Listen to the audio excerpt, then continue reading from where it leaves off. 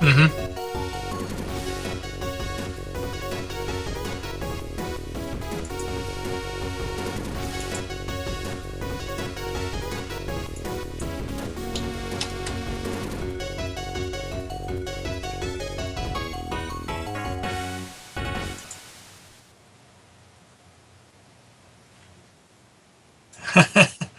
Hey, I wait usually for you to say something, so I know. You're totally throwing me off here.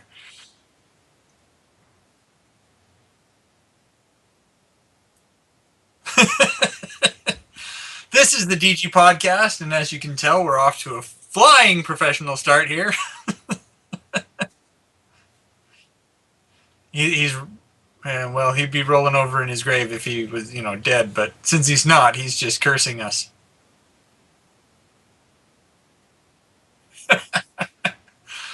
Like I said, we're all professionals here. Welcome to the DG podcast. What?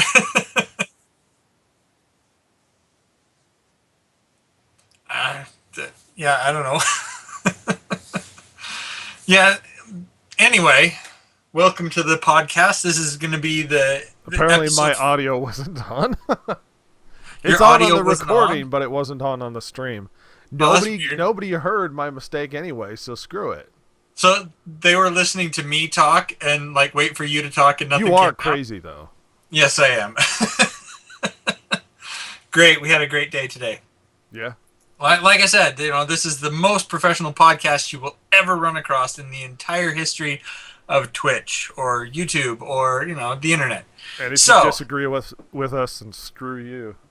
yeah, if you disagree with us, send us an email at the distractedgamers@gmail.com. So you got to plug in there. That too. Oh man. So let's see, what do we got on the for today? So sorry about being late. My daughter had a concert tonight that I had to go to, and Oh, that's it. You should have skipped it. Yeah, exactly.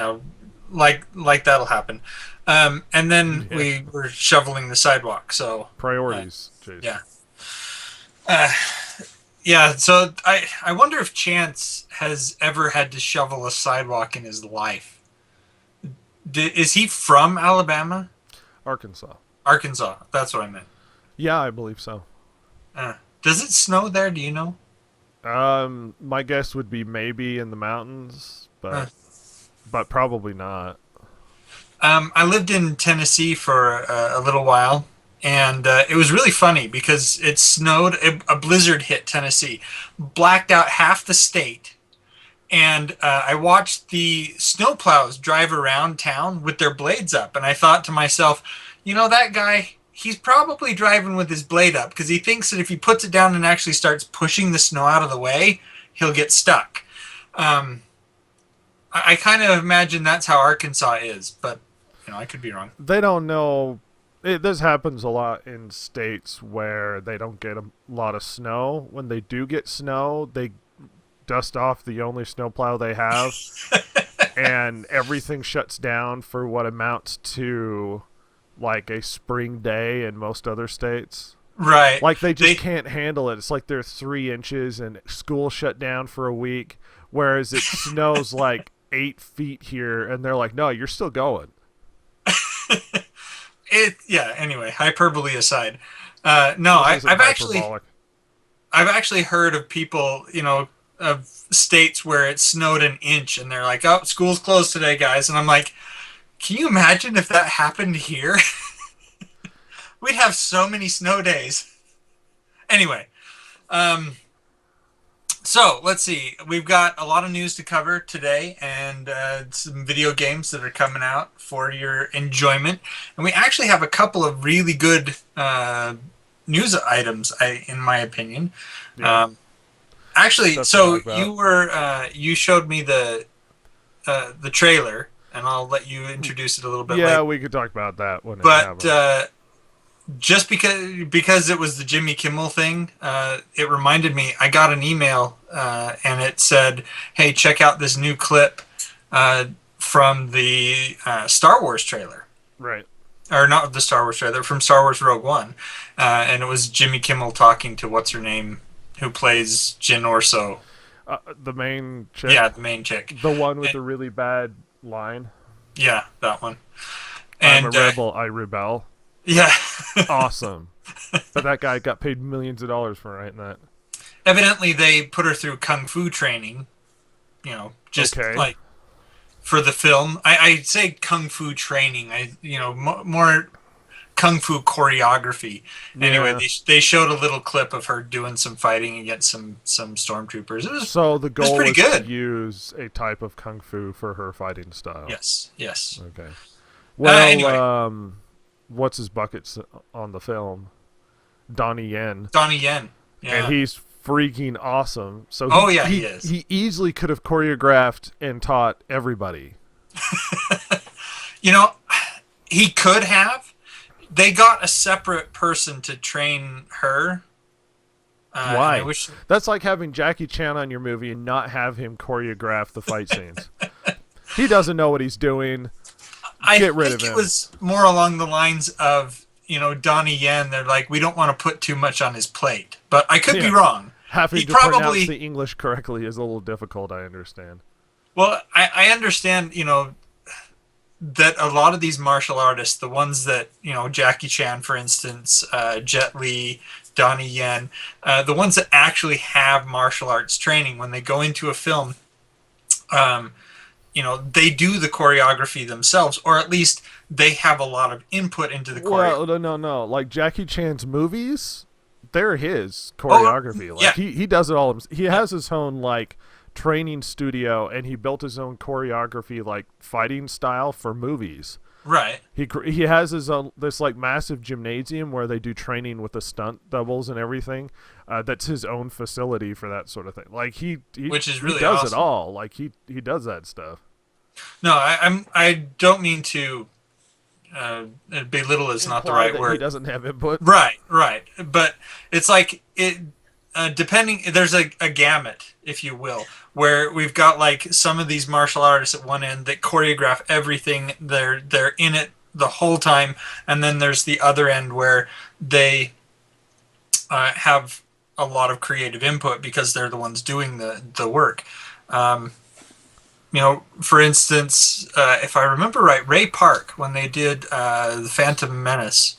Yeah, Uh, he knew enough about martial arts to be able to not only have input but help direct part of it. But they used what's his name, that master swordsmith, to actually do all the fighting stuff. right, and that's what I mean.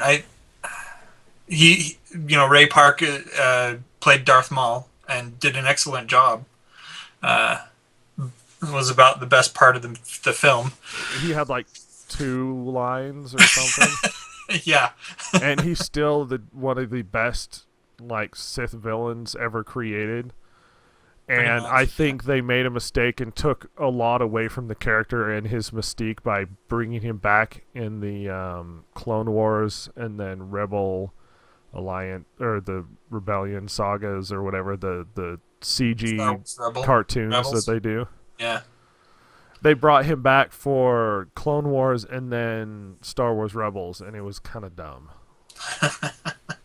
Like there was a moment where him and his brother, because apparently he had a brother in Clone Wars, that's fought dumb. Sidious, who shows up, and Sidious deemed Maul as a rival because Maul was sort of like training his brother, and there's only supposed to be 2 Sith, Right. and they have this big fight, and the fight's pretty cool. But Huh. yeah, I both like and dislike the choreography and how they do the lightsaber fights in Clone Wars and Star Wars Rebels, because it's pretty good, but I think they slow it down so that people can see it, especially kids can like sort Right. of track what's going on, and then it has this very sort of like stop start like jerky motion to it, which I don't care for, because they have this like sweep lightsaber clash pause, do something cool lightsaber clash pause, do something cool lightsaber. So instead of like they're pinging off of each other, there's Right. constantly these cut pauses in the middle of the fights, and it's not very entertaining. Eh. Uh, that could be it. It Yeah. disorients it, but yeah. So anyway, let's move on. We have, like I said, we have a bunch of news stuff, and a bunch of it looks really good. So let's get right into it and uh, take it away. The Distracted Gamer Podcast's big steaming pile of news dump. And that poop sound signaled the news dump.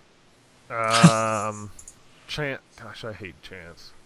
I would message him on Facebook for his douchiness, but look, he has access to the website stuff. He can post stuff to the Distracted Gamers Facebook page, and he always posts it on his own because he's an attention whore. I was like, if you find something nerdy or whatever, just post it onto the main Facebook page. And he's like, oh yeah, I just forget. And so I just barely saw him post the Spider-Man Homecoming trailer to his own Facebook page, and he could have easily done it on the podcast one. But no, he's an attention whore, and he likes people to respond to his stuff all the time. There's a reason, Chance, why you quit Facebook, and don't pretend that you didn't. Because he got too obsessed with it. Yeah, that's right. I'm calling you out on something that happened a long time ago. And then we sucked him back in.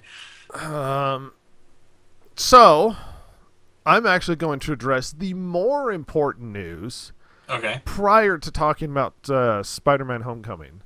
And that is the unfortunate passing away of John Glenn Oh, yeah. at 95 years old. It's still unfortunate, but 95 years old, that's pretty impressive. Yeah, he's been up to space multiple times. Well known for the other man to land on the moon. What was he, number 2? 3 probably, Number because 3. it was Neil Armstrong and then Buzz Aldrin, and then John Glenn. He was part of the first mission.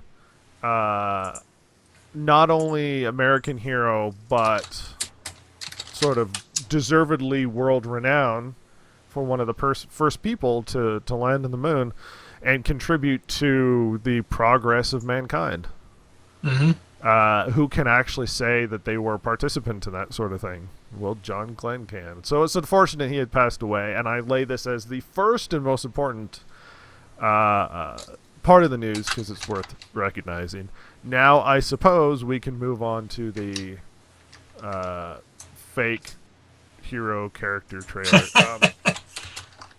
So, Spider-Man Homecoming trailer just barely aired like a little while ago. And me and Jason just barely watched it. It was premiered on Jimmy Kimmel, and then they posted it on Kimmel's Facebook or YouTube page. Yep. First of all, Spider-Man for most of my life has been my favorite superhero. And perhaps Same here. that's part of the reason why I'm a little particular when it comes to how they portray him and stuff. I think, just based on this, everything I've seen in this trailer, I think the kid playing Spider-Man, or playing Peter Parker,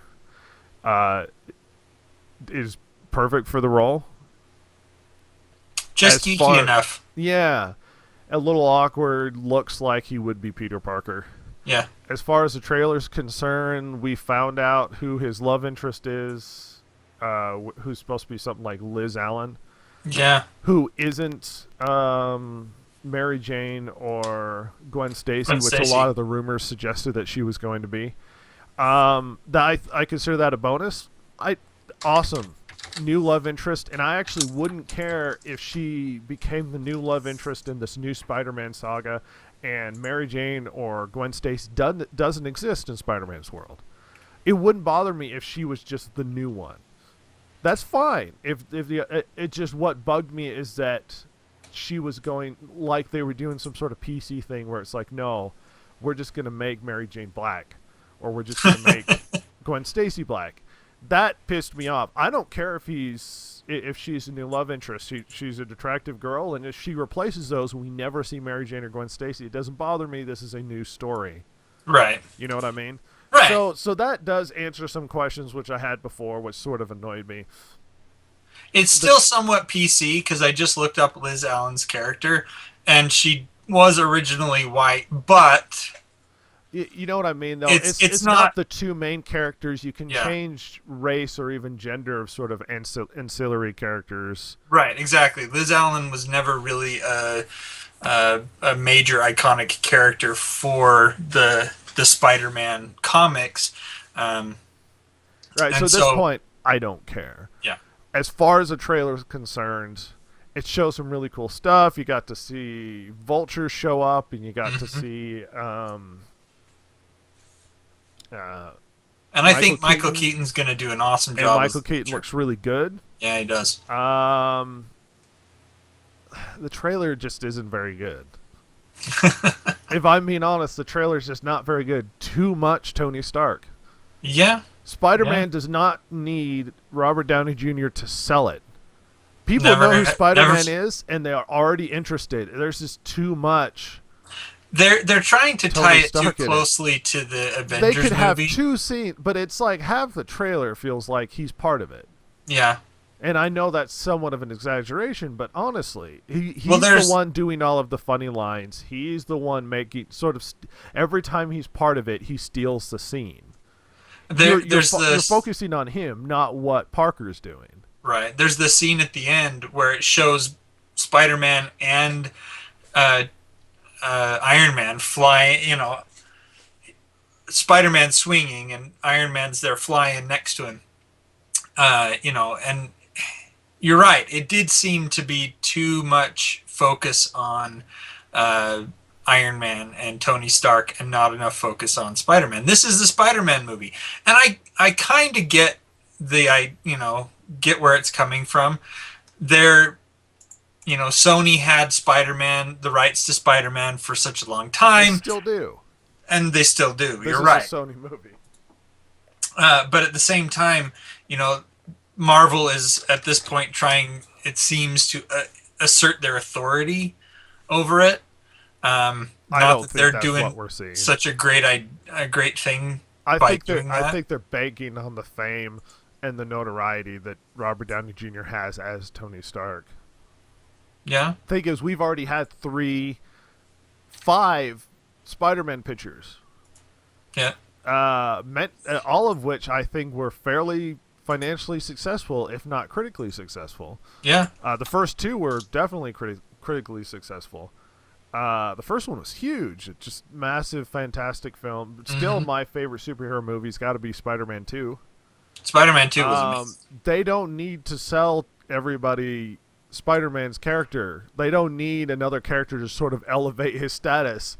Tony Stark needs Spider-Man to elevate his stat, and it seemed like because Robert Downey Jr. and Tony Stark as a character is so flamboyant and so charming, any time he's on screen, it's about him.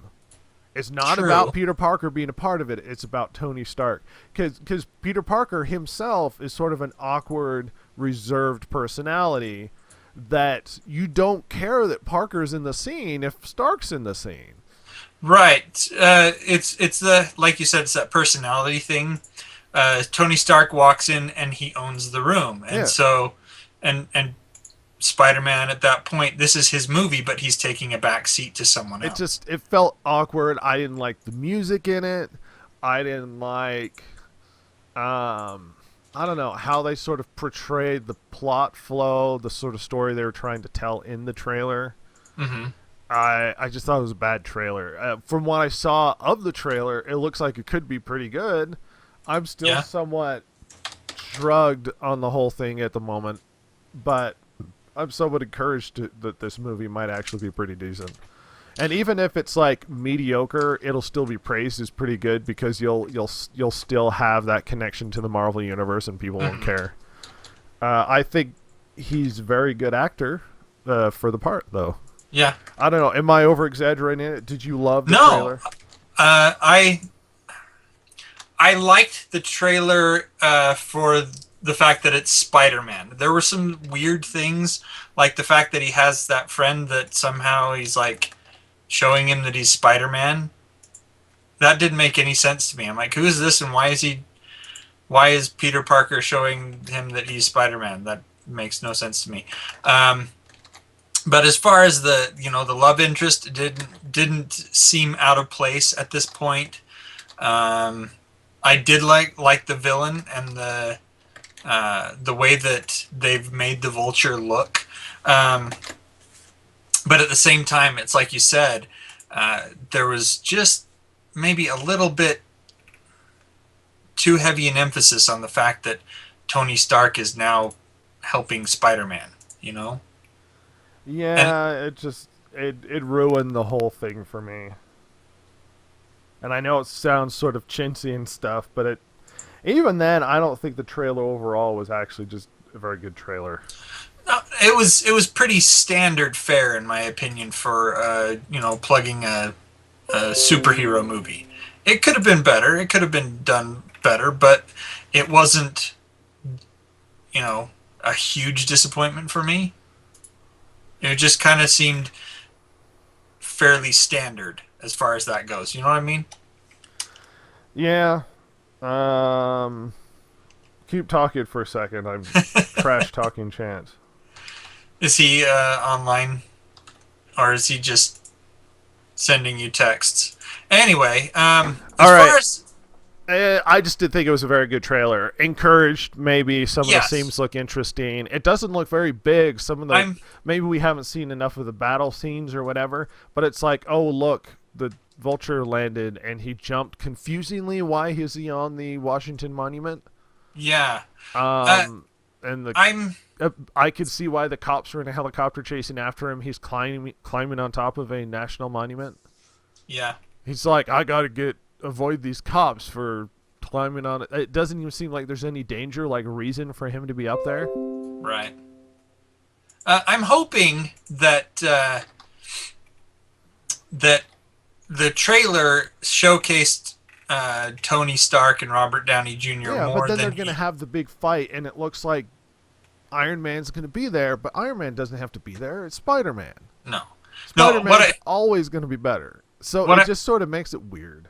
what I'm hoping for is that the trailer emphasized his role, and the movie he's actually not there as much as they've kind of made it out to be. Does that make sense? Yeah. I'm hoping that they overemphasized in the trailer his You involvement. hope, but from what is presented in this trailer, That's true. it makes me go, eh. From what is presented in this trailer, I'm thinking, he's way too involved in this. A trailer is not a movie, No, as it's can not. be attested by the very good trailers we got from Suicide Squad.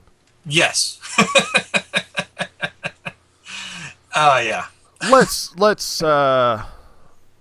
we're talking about Spider-Man Homecoming, and I actually have been neglecting. Okay, let's actually shift to the actual news area. All right.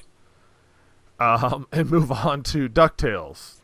Okay. They announced the return of the show. Wow, really? And they That's showed awesome. a little bit of a teaser and some images sort of the artwork for the new DuckTales that they're going to be running. I'm excited. DuckTales is fantastic. Is it going to be the same as the original? No. Are they banking on nostalgia? Probably. Am I still mildly excited because of my love of DuckTales from the past? Yes, absolutely. So we will have to see where this goes from here. But that's right, DuckTales actually has been announced and teased by the Disney Channel. Let's shift Which on is to our cool. next story. Guardians of the Galaxy Volume 2 trailer. Have you seen it? I've seen. With the button and the baby Groot and Yes. stuff. Yes. Okay, looks pretty good. It looks fun. We addressed this somewhat on the DGP itself, but this is the news, and we haven't brought it up in the news yet. So there is a new trailer for the Guardians of the Galaxy Volume 2 up. It looks fun and good. Chance hates it, but who cares what he thinks? The images for DuckTales are. The art's going to Interesting. be different, and I know people are going to be butthurt and be like, well, it's not the exact same. Of course it's not going to be the exact same. We'll just have to wait and see Yeah.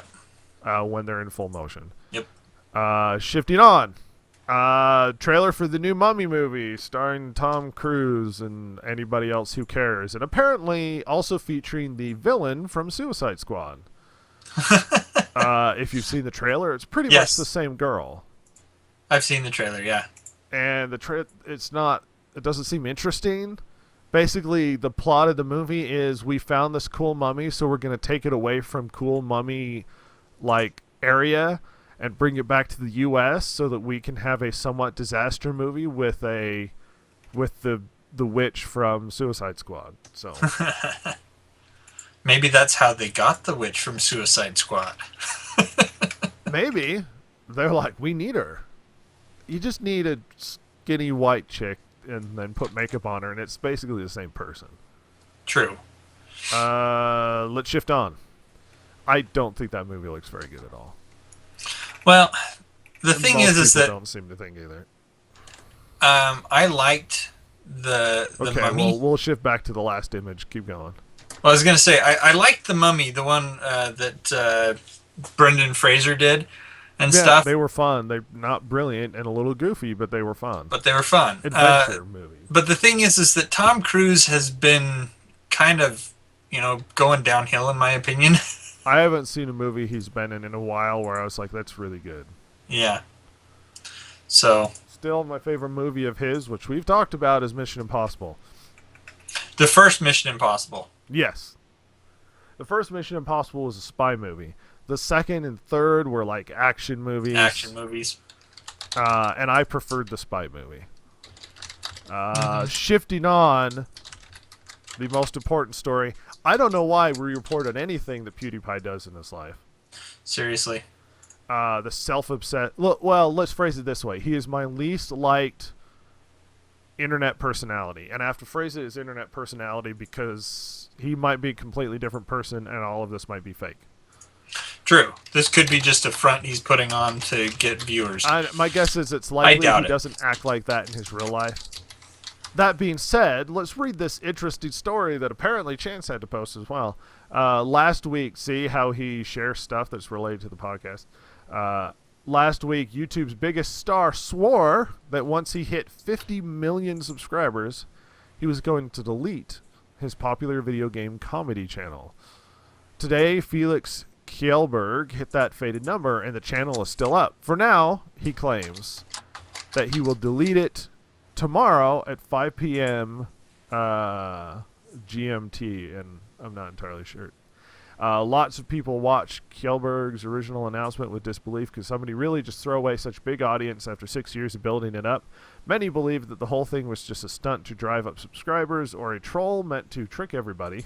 Some pointed towards Kjellberg's secondary channel, Jacksepticeye 2, as a potential deletion target. In that case, the video game YouTuber could delete his channel without much consequence, leaving his main channel and the massive viewership intact. Despite all the skepticism, many watched closely, setting up live streams to monitor the numbers, or opt to watch subscriber counts in real time, just to see what would happen. All the while, Kjellberg stoked the flames on social media. The potential deletion of PewDiePie's channel has been the hottest topic on YouTube for a week now. The reality of the situation is still unclear. If Kjellberg, the most famous video game personality on YouTube, actually is going to keep his word, or is he just extending a ruse a little while longer? An optimistic theory would be that he's taken the time to give the channel a proper send-off with a formal video rather than just deleting it unceremoniously. That would be the nice thing to do for fans anyway. Note that most of them were created years ago, which tracks with Kjellberg's assertion that lately his footage just wasn't attracting the same massive numbers that he had been accustomed to, which is partially motivation to get rid of the channel, blah, blah, blah, blah, blah. He doesn't need the money, and he could just go, hey, I'm going to delete it, and everybody roll their eyes. But it's like he could just create a new account. Yeah. People will still find him. It'll obviously take them a while, and he might lose some of the subscriber base, and his numbers might be as up. But sometimes people like that motivation of having to work to rebuild. And I think it'd be very easy for him. People will follow him wherever he goes. Pretty much. Publicity stunt Jason, is he going to delete it tomorrow? Do we really care? Personally, I would love to see him delete it. I don't think it's going to happen that way. I think that this is a publicity stunt of some sort. But I mean, really, it's stupid to say if I get this number of subscribers, I'm deleting my YouTube channel. That's dumb.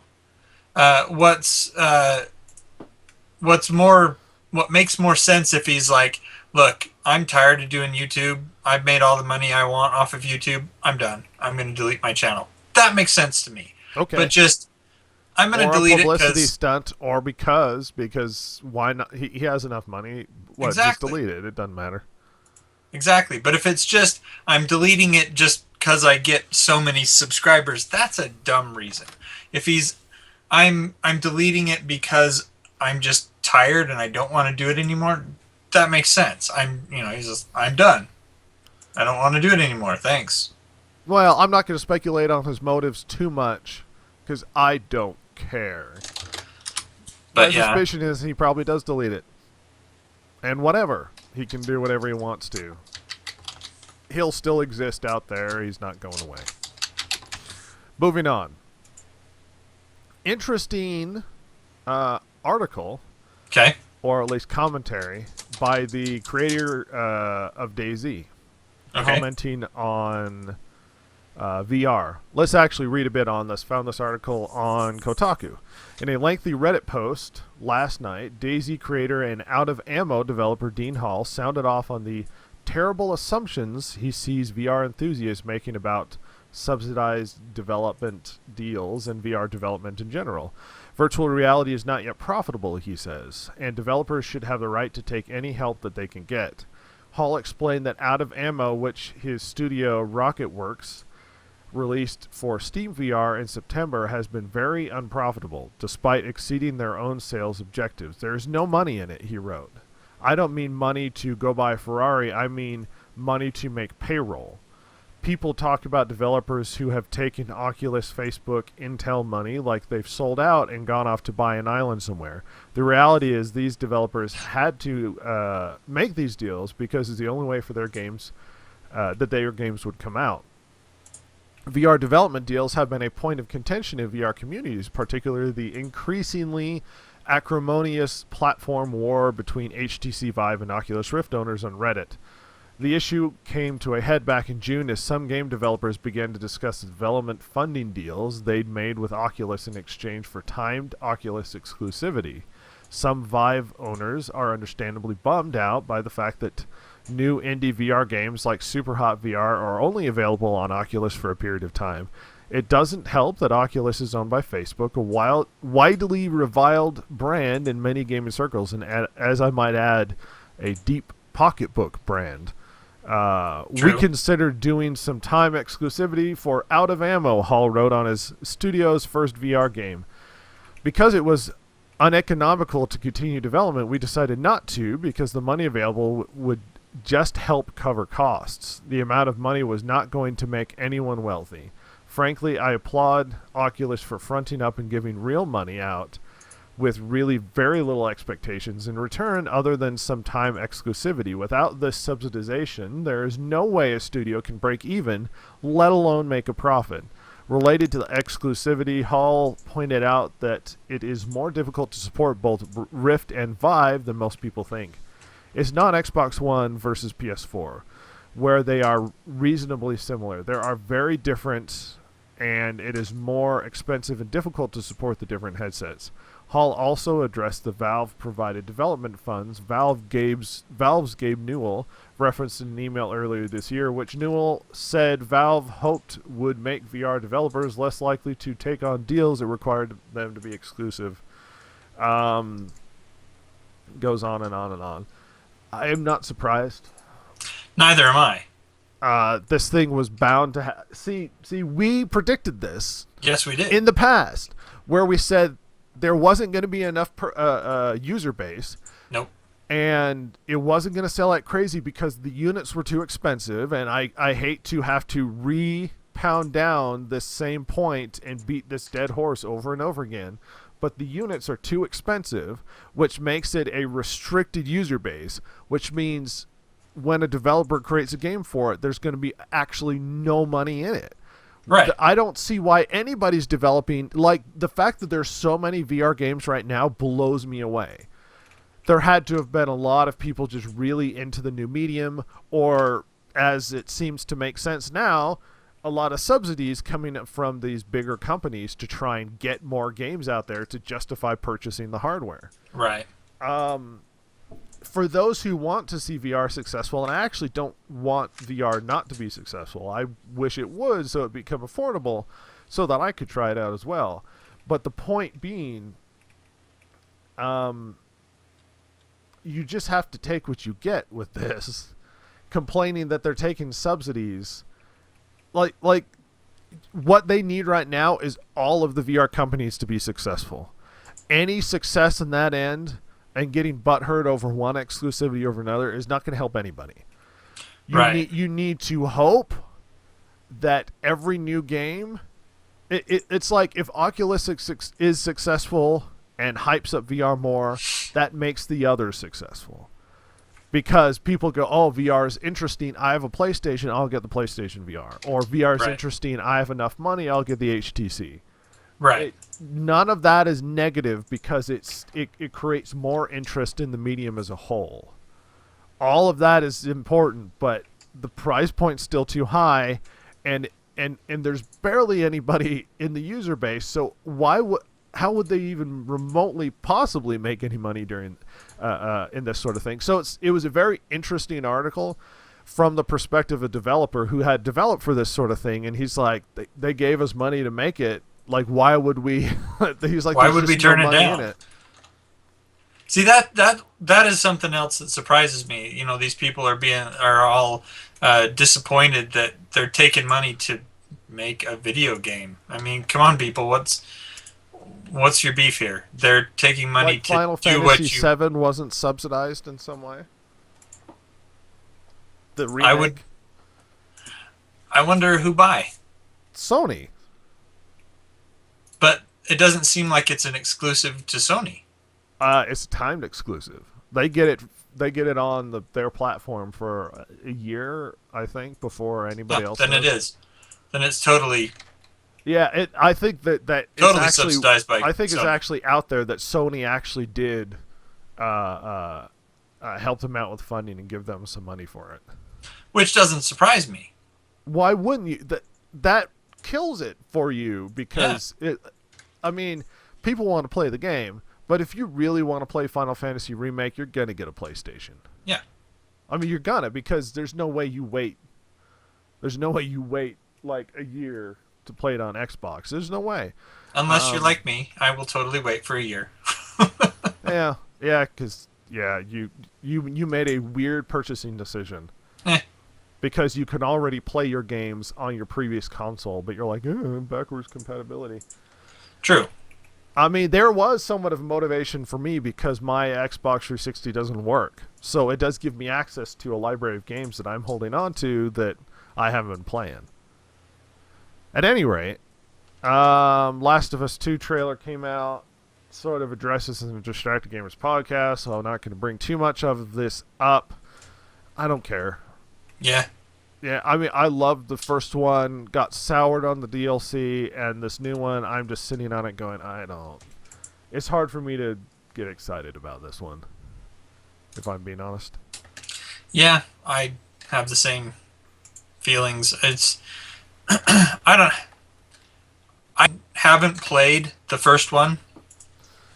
It's a fantastic game. Just some of the things about the way that the story is structured just struck me as off. So yeah, it leaves you with a bad taste in your mouth. There's nothing at the end of that makes you go, "Oh yeah, this was great." It's just whatever. Let's shift. Let's shift on. However, I believe we are on the story, and I clicked on the wrong thing. The U.S. government is apparently working with video game streaming platform Twitch to raise awareness about its health insurance initiative. As Twitch announced today, it's heading to the White House next week for a 4-hour live stream competitive gaming event. This is, as Twitch proudly points out, the first time a competitive game marathon has been broadcast from the White House. Of course, the White House administration has long looked upon games as more than entertainment, and it has a history of hosting game jams and other game dev contests. Really? The upcoming esports event, which starts next Monday on 12/12 at 4 p.m. Eastern, will feature unprofessional. Well, I assumed unprofessional. Will feature professional and enthusiast game players competing, replete with live commentary in games like Rocket League and Street Fighter V. The goal of the stream is to draw attention to and get people signing up for the government-backed health insurance market, which has enrollment deadline just a few days after the event and can potentially disappear with the new administration. That I added that at the end. That surprises me that the White House is like, yeah, we do these sponsored things all the time. Like, Yeah. really? That seems funny. First of all, I don't like esports. Second of all, I think this is dumb and pandering and propaganda to try and get young people to think health insurance is cool. Thirdly, it's a fairly unpopular program that a lot of people despise. A lot of people despise that nobody has been signing up for, to the point that they have to do gimmicky bullcrap like this. In order to get people to sign up. It is so undersigned up for that it's actually getting grossly bad. I think the last the newest year, if you're not signed up for the exchanges or in health insurance, I think the fine's going to be upwards of like $600. Wow. It's bad PR. Nobody likes it, and it's very likely with the new administration, with Trump coming into office and the Republicans holding both houses, that this thing's going to go away. So this horrifyingly terrible, bad experiment that was a wreck, cost huge amounts of money, and wasn't popular is probably going to go away, and this stupid gimmick may not help anything. We can only hope. So I'm just saying. And esports is stupid. Moving on. True. Final Fantasy 15 has come out. Yes. Everybody's excited. Yay, Final Fantasy 15. So here's the interesting part of the story. Apparently, the final later chapters in Final Fantasy 15 seem to have some sort of story bits missing and don't seem as fleshed out, as fully finished as the earlier chapters. As if they had perhaps rushed this game into being finished. And there have been quite a few complaints about the story and how it's not feels complete. like an unfinished game. And they actually have said that they plan on coming out with free DLC as well as, patches and other things to try and flesh out the final chapters, which basically tells us, hey, we were rushed on this game. The final chapters will actually get more story fleshing out later on, because, we can do that. It's the modern age, and we can just release unreleased games, and you'll buy them anyway. That's an annoying... So expect your Final Fantasy 15 game copy to be finished in the coming months and year. Yeah, that sounds about right. And for my very quick final story of the day, Assassin's Creed 3 is free on the Ubisoft Uplay. Yeah. So go pick it up. It is free because I think they had an anniversary. I don't know what their anniversary is. What's it going to be, like 15, 20 years or something? Something like that, yeah. So, good for them. Assassin's Creed 3 is free. If you don't have it, get it. It's free. Free is a good price. And I'm going to call it quits on the news section of this podcast. Awesome. And I'm shifting over to you, camera-wise. All right. So there are some games that are coming out this week that a lot of people are really interested in and have been waiting for quite some time, and others that just looked pretty interesting in and of themselves. So we'll start with the first one, and this one's been touted for a while. We have Dead Rising 4. And we're back to zombie killing fun in the mall. And they've got a whole bunch of whole bunch more crazy weapons that they're gonna be letting you play around with. I've actually checked out some gameplay footage, and uh, there's a couple of there's a couple of whatchamacallits, improvised weapons that are actually seem pretty entertaining. Um, there's this penguin head mask that freezes zombies. There's a mech suit stuff going on here. There's holiday wreaths that have like basically just electricity coming out of them. You slam it on the head of one of the zombies, and it then chains to the other zombies around it. So I gotta say that this game does make zombie games more interesting to me. Dead Rising always been fun. I owned and played a lot of the first one. I haven't played the others, but they've always been a blast. And I've quite enjoyed the Dead Rising games. This, strangely, the story is kind of a reboot of the first one, where it takes Okay. place in the same town, but not in the not restricted to the mall. And Frank West is back again, so he's now the main character once again. Right. And it's at the start of everything, and I'm just confused as to how this all fits into the whole story. And it's all centered around Christmas. Yeah, So there's a lot of Christmas themes and Christmas themed weapons, and the inclusion of the sort of kill vehicles is interesting. yeah. Yeah, it's zombie killing fun. One of the biggest features of Dead Rising games is the creativity in which you can kill zombies in the game. In the past, you could do things like you would grab a faucet from a shower, jam it into the top of a zombie's head, and it would spray blood out of the faucet until the blood stopped and there wasn't any blood in the zombie's head anymore, and it would fall over and die. It was like weird creative ways that you could actually finish off the zombies. That was like, you could kill things with almost any, is not almost any, but that a vast majority of the stuff you ran into was actually accessible and pick upable. So you could pick up a box, like a cardboard box, and just beat a zombie to death with it. Yeah, and there was a one potted plant. You could pick up rocks. You could drive a lawnmower through them. You could get a Nerf gun and shoot them at the zombies, and enough bullets would take it out. But practically, you couldn't really take out zombies with it. They had a with a Nerf gun. Yeah, they had a wiffle sword, like a toy plastic sword that sort of gave off lightsaber sounds, but it was sort of like a space sword. And it took so many hits to kill anything with it. But you could pick it up and stuff. It eliminated some things that were sort of a mainstay as part of the game.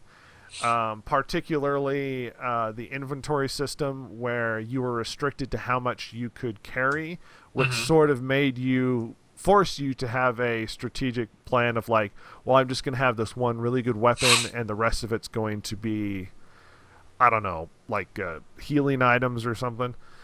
Now it's unrestricted as far as healing items you can pick up, and I think there's 2 or 3 weapons you can pick up. So it becomes a sort of goofy, I don't know.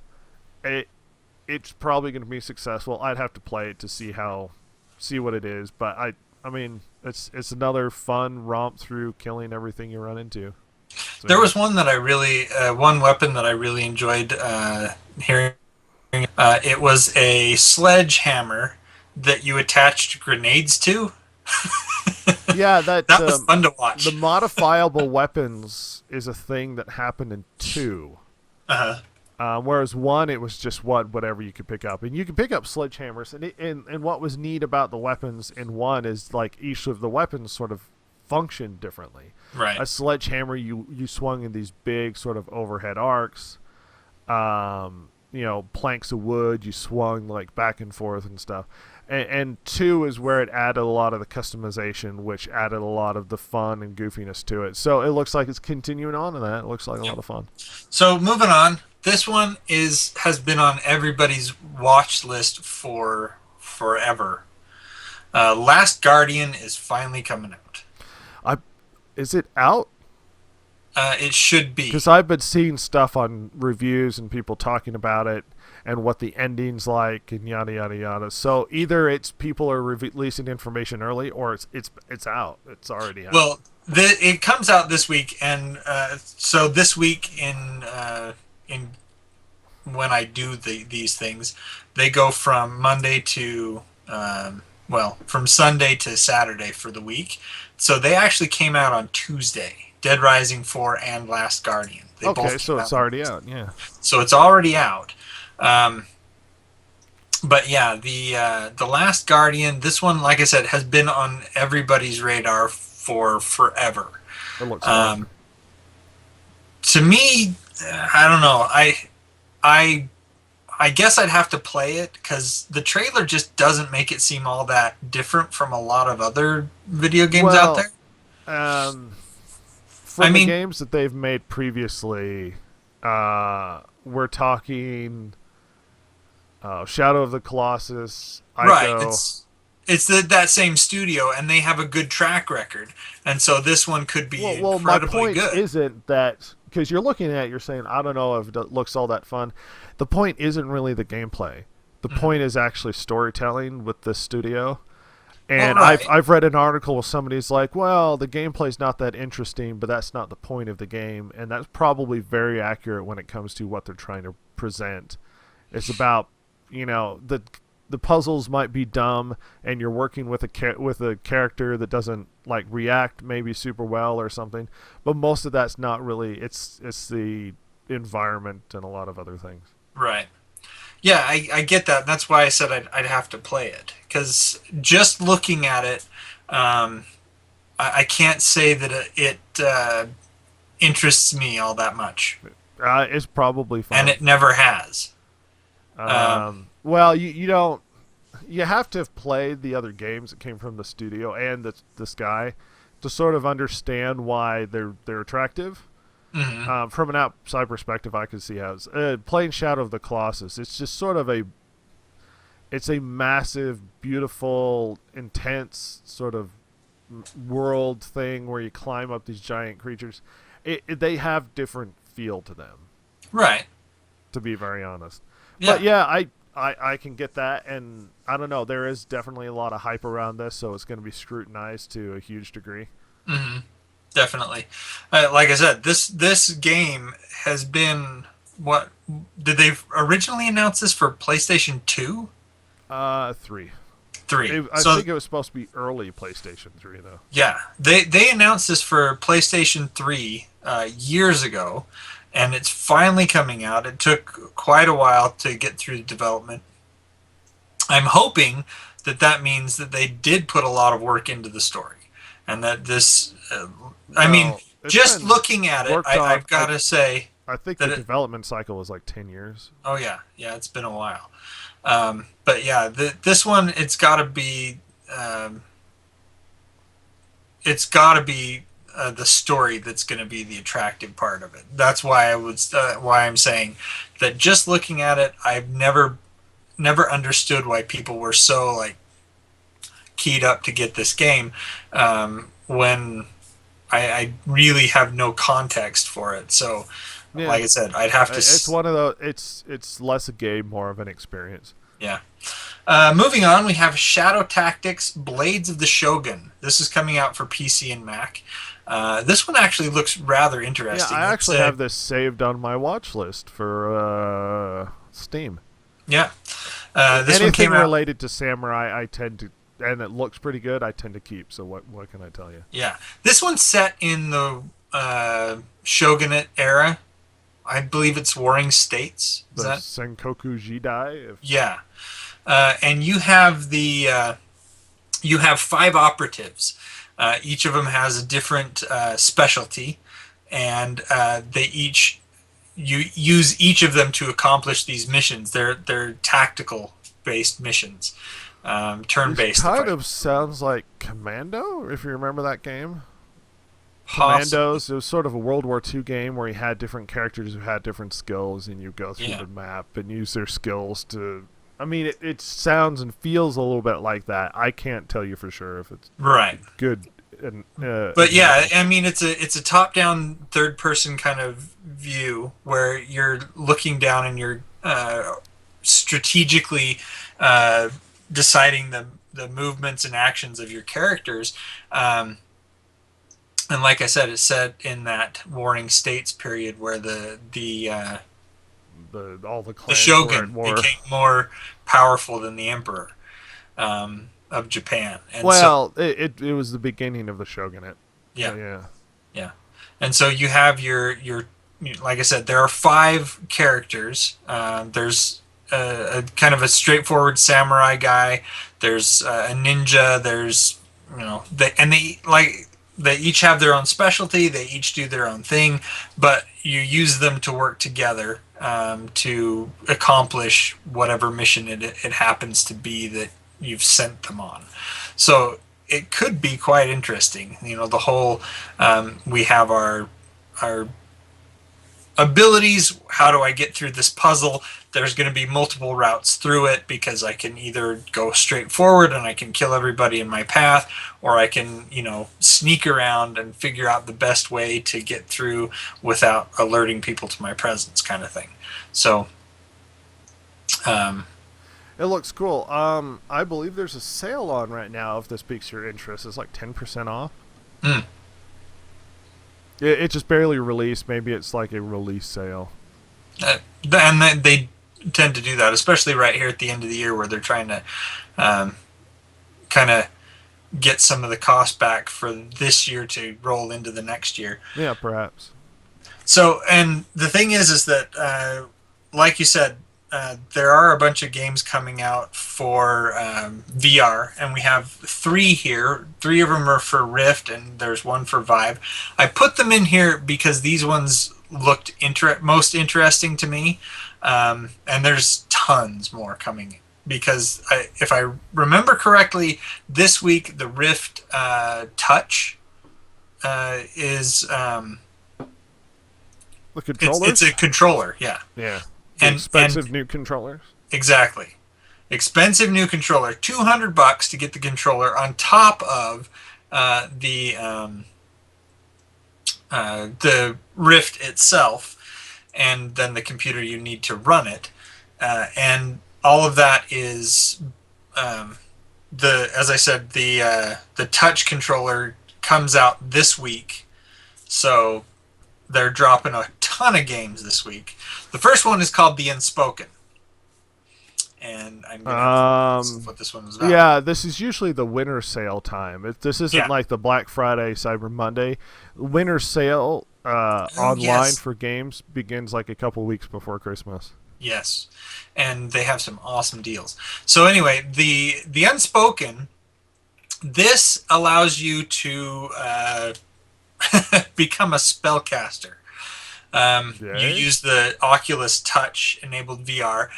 You use your hand gestures and things to create spells, and then you go out and fight against other people. It's one-on-one PvP, which this really looks like it could be a really good use for the Oculus Touch and the Oculus VR. You have spells you can use.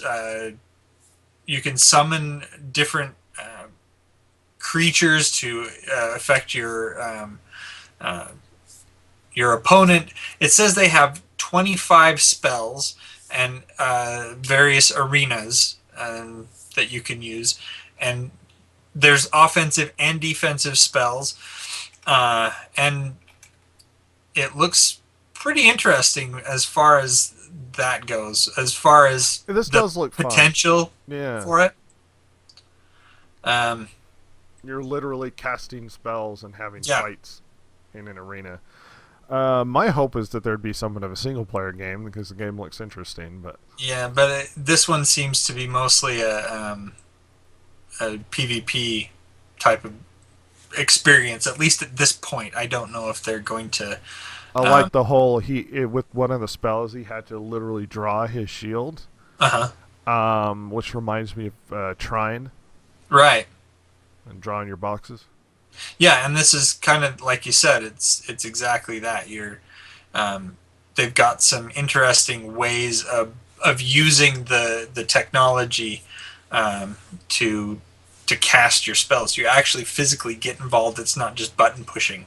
Yeah, it So definitely looks like you're doing a standing. I wonder if they do sort of a warp thing where you sort of select different places and just magically warp to another location.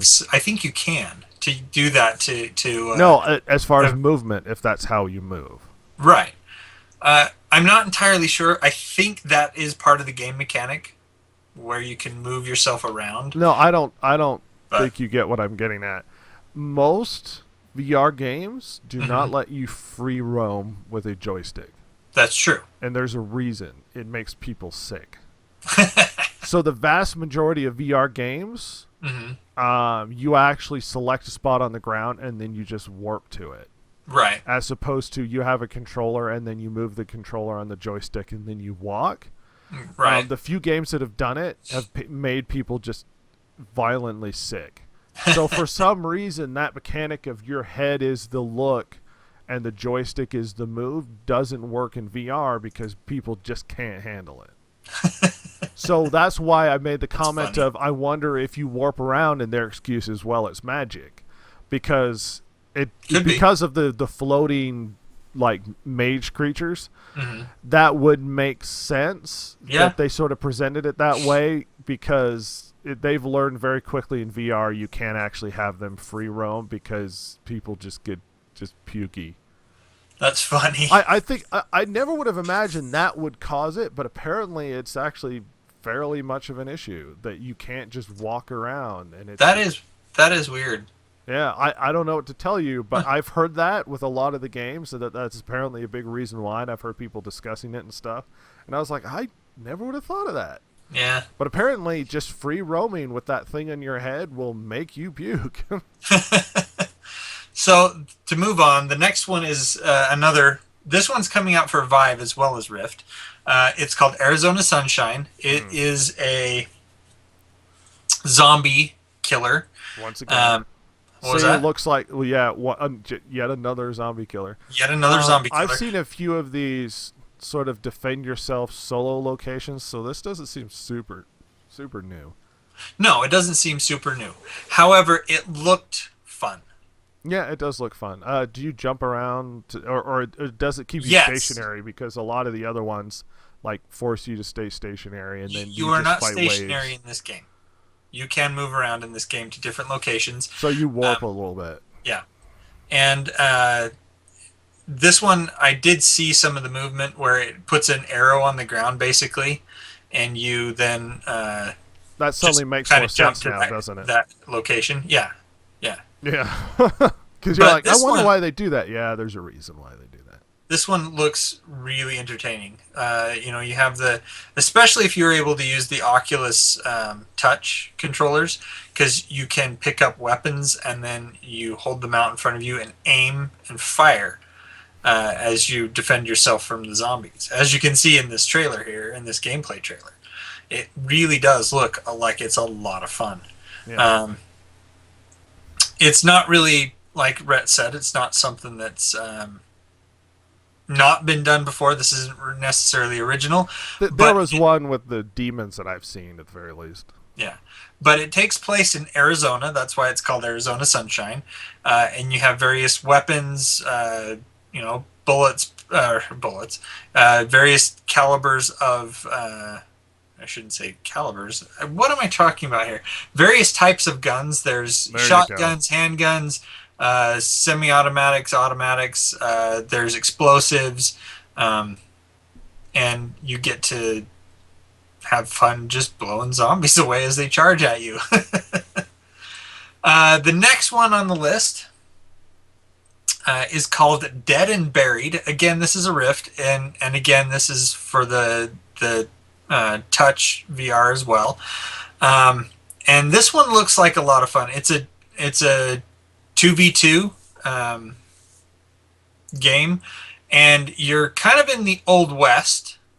I say kind of because the weapons are kind of Technicolor and kind of futuristic-y, but but you're basically it's a 2v2 shooter, and you are in first-person perspective, and you get to blow each other away, and it's the first person, the first team to a certain number of points. Kind of like a steampunky thing. Yeah, kind of like a steampunk. Yeah, it's kind of weird that they're doing the high five right there at the beginning of the trailer, um, Oh. but it's not just like 6 shooters. I mean, right here at the beginning of the trailer, it showcases that you're picking up a couple of 6 shooters from the table, so you have 2 6 shooters. But it also has like grenade launchers and some other weapons that are available as well. So you just have 2 teams. It's two players on each team, and you pick up guns and you try to kill each other. Kind of sounds rather straightforward in my opinion, but it looks like this one as well could be a lot of fun because it's got kind of a lot of the motions that you're going to use. You can like quick draw from your hips with the VR controllers, and Shooting guns with the VR controllers, from a lot of the demos and gameplay stuff I've seen, apparently is really fun and works really well in the VR environment. So this does look actually pretty cool. It's interesting when you die, you turn into a ghost, and your ghost has skeleton hands. yeah. That's kind of interesting. And then you get brought back, and you get to pick up a new weapon and blast away again. Yeah. So that's the ones that I thought were interesting for December 6th, the beginning of this week. Today, Yakuza 6 came out for PS4. This is a big release for some. Big release, yeah. The Yakuza games are really, really big in Japan, and they have a cult following here for those who love them.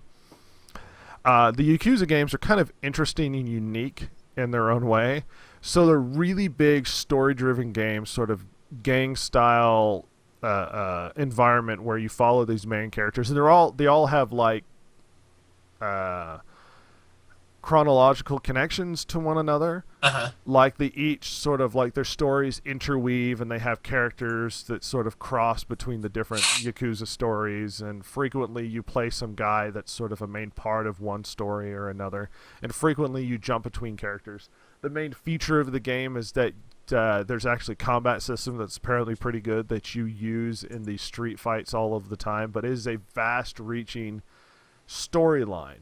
One of the more fascinating parts of the Yakuza games, which is unique above any other game I've ever heard of, which might make you go, what? Why is that a big deal?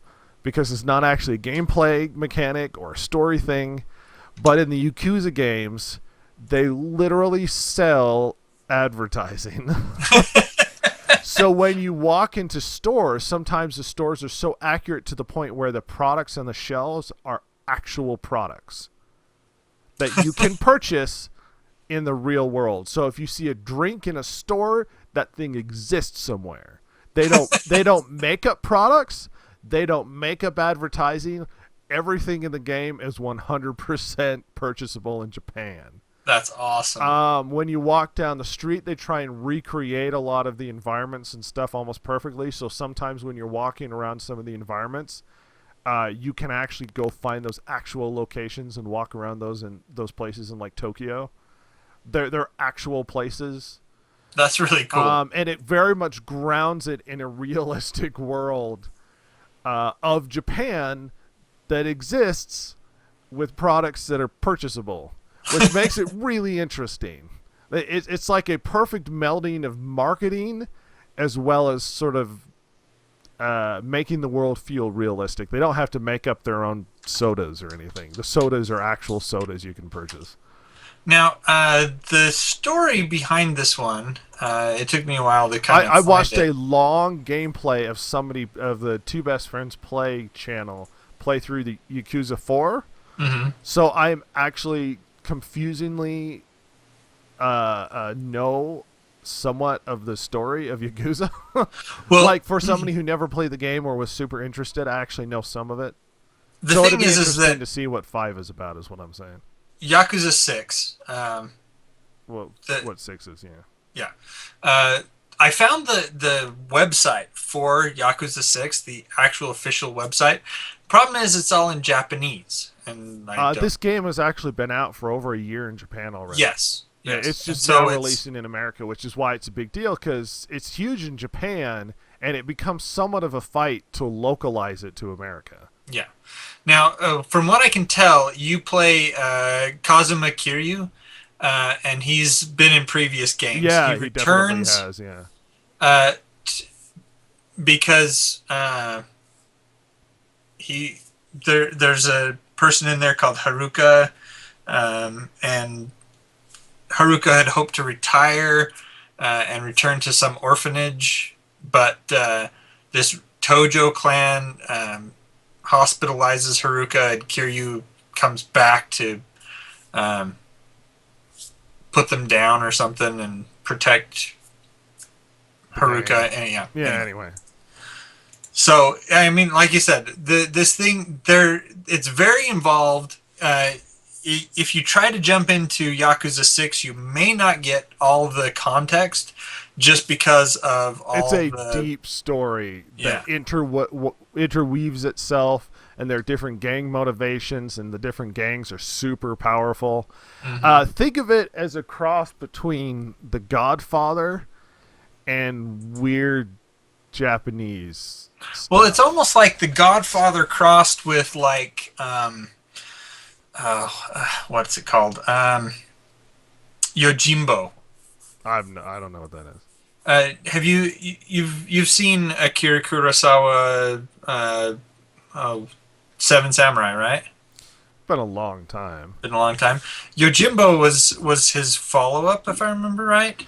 I don't think that's accurate, because It's not a sequel. well, no, what I'm saying is the Yakuza games are actually slightly goofy, which is why I'm saying it has this very Godfather sort of violent feel to it, where gangs are killing each other and shooting up. Like, here's an example. I think it was in Yakuza 5, where this guy shows up to a store where there's a bunch of Yakuza guys there, and there's some like sub boss or boss in this like restaurant.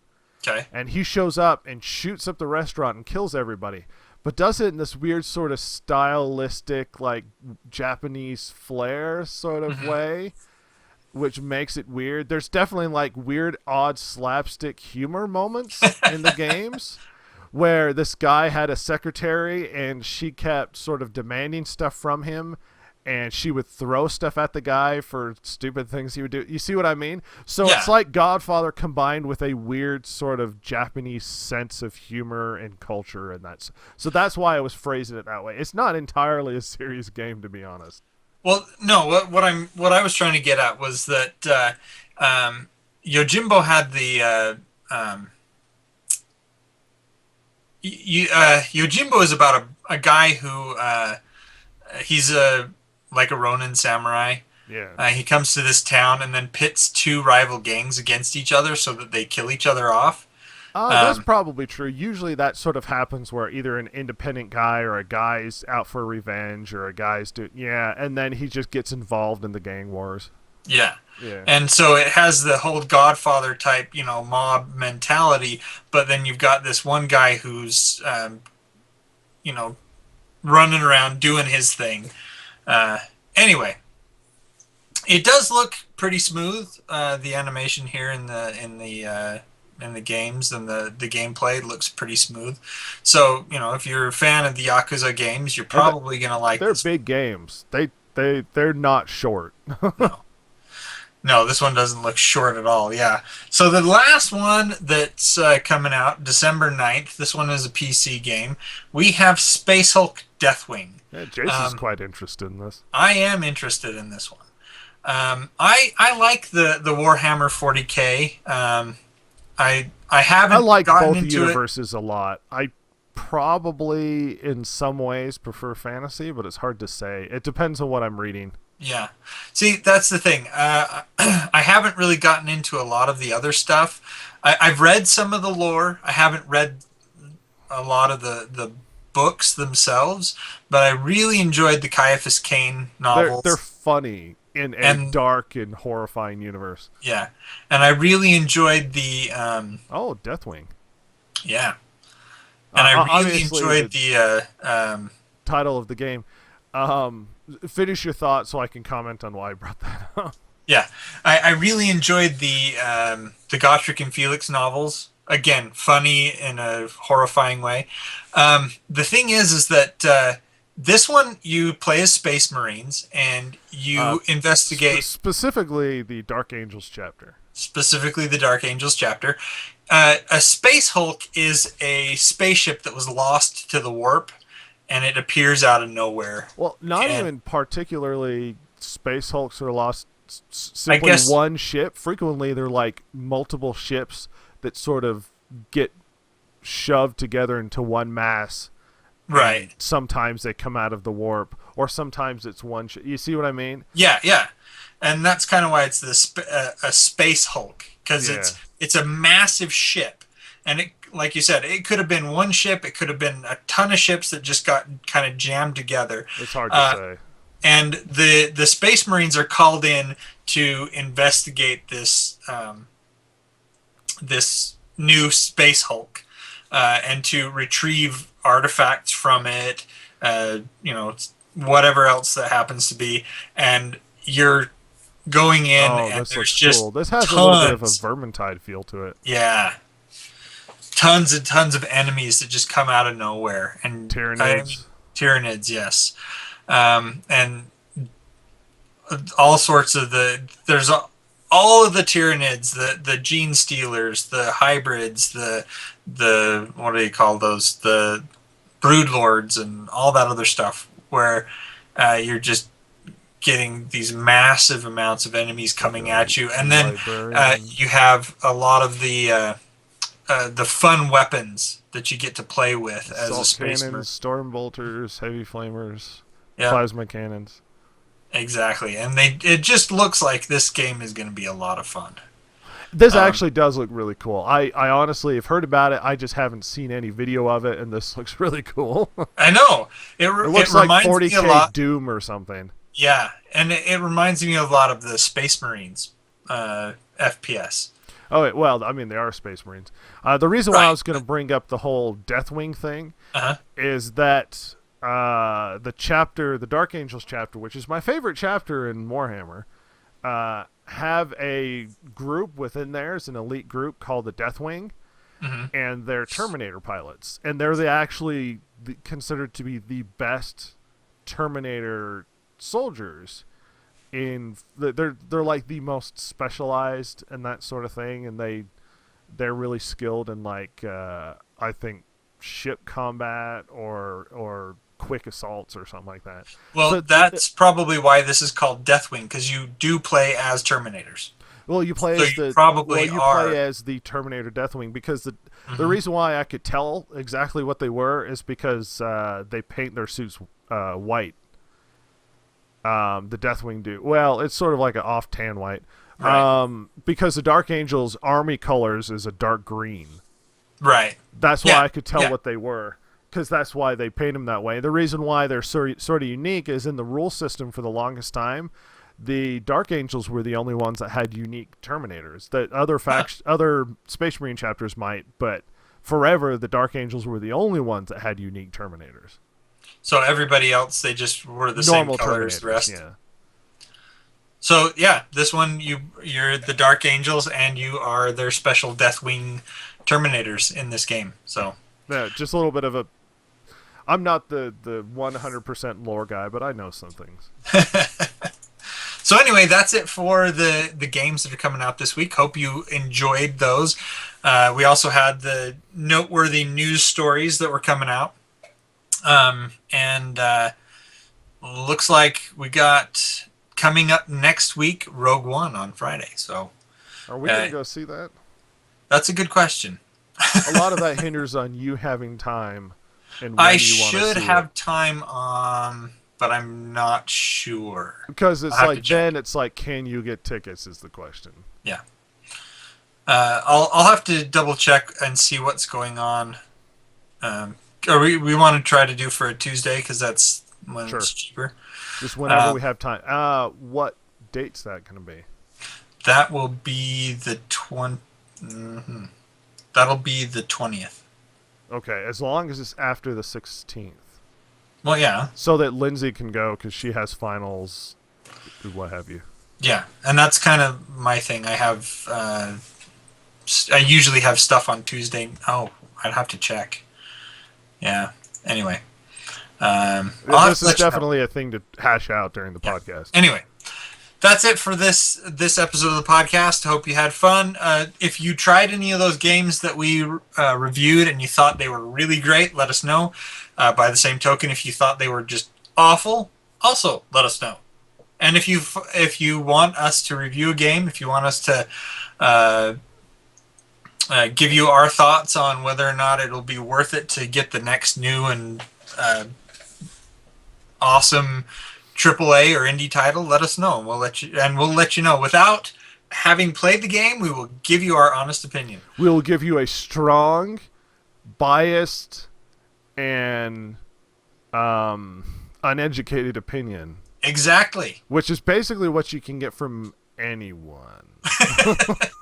So I don't know what the motivation for that would be. But we're on the internet, so that adds credibility to our. Yeah, because everything's real and true in the internet. One Exactly. thing I will say, though, is that as I lose my train of thought, if you one thing I will say though is if you're a developer and you want to send us your free game to review, I cannot guarantee that I will have time to play it. I will We'll try try. it, but I don't have time to play it all the way through because what do you want from me? I have things Your to life's do. blood. I'm an adult. See, it would almost have to be like I'd have to have financial reasons. You'd have to be able to justify it, and at that point, I'm being paid to review your game, and then there's a conflict of interest, and I mean, what am I going to tell you? You know, the thing is that if they don't mind an honest opinion and they pay us, and You know what yeah. I'd be entertained by? If we set up somehow we got enough listeners where we set it up where we were just sort of like creating funds to pay Jason to do full let's plays and reviews of just terrible games. No, and I'm talking like your Truck life. Simulator No, 2 no, is no, already no. out. Your life would be playing and delving deep into the lore and the mechanics and understanding of like Princess Pony games and stuff. And you would just be like, I'm being paid for this. Let's go get the sparkles. I gotta get. It's like I gotta collect them all. And then at the end, I'm like, And then you get into it. for all that I thought You this start game was seeing going to be value. totally awful, Princess Pony Sparkles was one of the best games I played this year. You start seeing Way value better in than the Farm game. Simulator, You're like, I prefer the second entry into the series over the third. I think the story got Princess Pony lackluster by Sparkles number 2 was the best out of all 15 Princess Pony Sparkles games. You have these long-running philosophical arguments about how the plot didn't make too much sense in the third, and the second was more well-grounded or something. Yeah, and the fourth, it just went off the deep end. Look at these plot holes. Where did she get the sparkles? Why can she run so fast? None of this is explained. They just needed to have given us more levels based on Princess Pony Sparkles 2. It would have just made more sense.